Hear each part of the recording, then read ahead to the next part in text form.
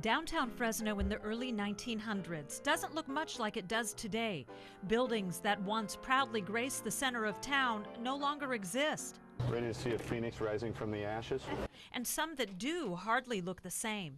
Oh my gosh, this is incredible. But there are those that have endured. They're fine on the outside, but the inside, quite frankly, needs some work. Okay. KC-24 was granted access to 3 of Fresno's oldest and most iconic structures, all neoclassic in design and on the local historic register. Like the Hotel Fresno, opened in 1913, it was one of the city's grandest, elegant enough to lodge Hollywood stars and dignitaries like Richard Nixon, now just a shell of what it once was. No, we took everything out. We hired Croker, and they demoed everything. They cleaned all the asbestos and the lead. The hotel has been empty since the mid-'80s. Jake Kojikian is one of 3 owners. They've cleared it out and have some ambitious plans. At this time, the plan is to do 92 residential units. Basically, half of the ground floor and the rest of the 6 floors are going to be apartments. Trust me, we can make this beautiful again. There's not much left from the original hotel. Vandals have stripped it clean, but the bones, like the original fireplace and moldings, remain. So it's not overwhelming to you when you see a building in this state? No, this is an open canvas. We can really work. Kojikian and his partners aren't afraid of a challenge. They restored downtown's Virginia Hotel 5 years ago and hope to do the same for the Hotel Fresno once financing is secured.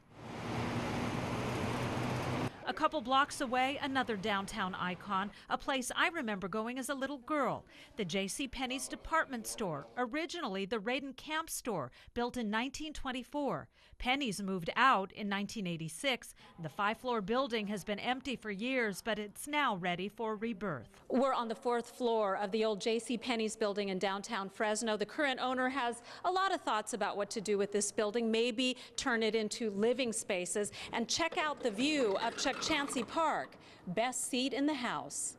Through another window and across the street, what was once a top banking spot, the former Bank of Italy, later the Bank of America. Built in 1917, it's been vacant since the early 70s. Scott Anderson with the Penstar Group, the current owner, gave us a tour. What we're witnessing today is honestly a tragedy of the building changing hands and ownership over decades of time. There's decay, peeling paint, water damage to the ceiling and walls, but also incredible beauty. These floors are, I know it's a little bit dusty. Completely dusty, but imagine. This is marble. It's all marble. It's just. And it looks like it's in perfect condition. It's phenomenal. Well, once you polish it up, well, that's what our hope is. There's thick, beautiful marble everywhere. Wow. Look at this. An incredible staircase leading to the vault. This used to be all glass, and it just showed you the inner workings of the door. Right. People have broken out the glass. They've tried to steal the nuts and the brass fittings that exist on the door, and it's just, it's honestly, it's a shame.